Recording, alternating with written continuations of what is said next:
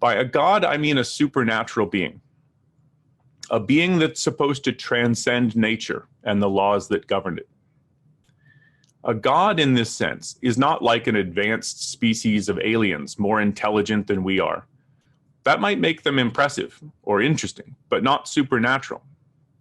We would study them just as we study anything else in nature. They would have a specific identity, which we could work to identify, and then we would learn how they can act, why they behave the way they do, and so on. They would be objects in nature for study, just different.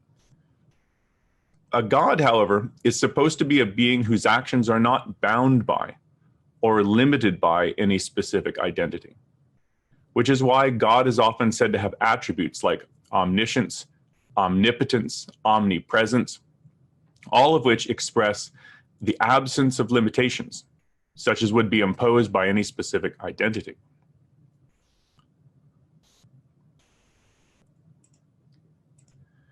Supernatural, then, means something like not bound by the laws of nature, or not bound by a specific identity, and hence not subject to the causal limitations that identity would entail.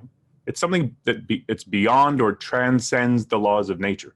And I put this to be roughly identity and causality.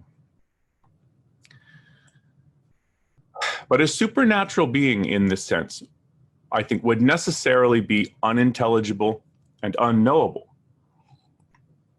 And just to illustrate this a little bit, if you ask, how does gods are supposed to have knowledge, they're supposed to know things. How does such a being acquire knowledge? Well, the only answer you can come up with is by some unknowable means, by some supernatural means, by some means that has no bearing on what we understand as knowledge. How does God create something, such as creating something from nothing, or perform miracles? By what means does he effect change in the world? Again, the only answer is by some unknowable means. It's not pushes and pulls and contact and impact and like, how does he change anything? And the answer is no clue. Some unknowable means. God is said to have knowledge and to see and to hear and to speak or to have feelings such as anger. God is angry. But these are features of conscious living organisms. So is God a living organism? Everything we know about living organisms is they have physical bodies and so on. They have digestion, they reproduce. Is God like a living organism like that?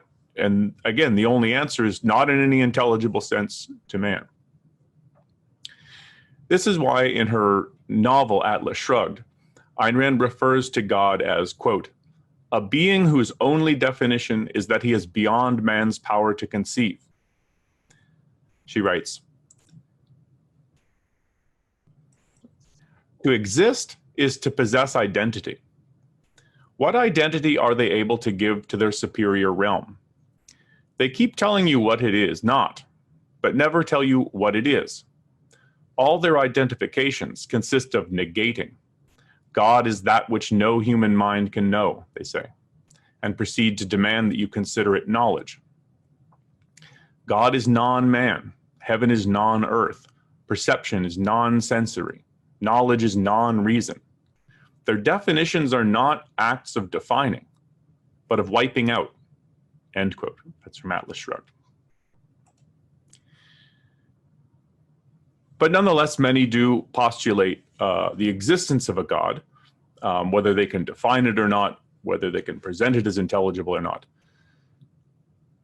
And many postulate a God to explain, in particular, something they think requires an explanation and which they cannot explain, such as the existence of the universe, that's a common one, or nature's stunning complexity, such as the argument from design, like where does all the complexity come from?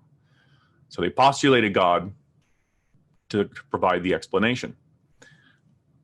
But I think that God is useless, God in the sense that we've been discussing it, is useless as an explanation. To offer a supernatural being as an explanation of a phenomenon is just to say a supernatural being did it by supernatural means, such as like, where does the universe come from? Or how come there's so much complexity? The answer is a supernatural being did it by supernatural means. And I think that just amounts to saying an unknowable being did it by unknowable means. But appealing to the unknowable doesn't contribute to or advance our understanding in any way. It simply blocks its pursuit.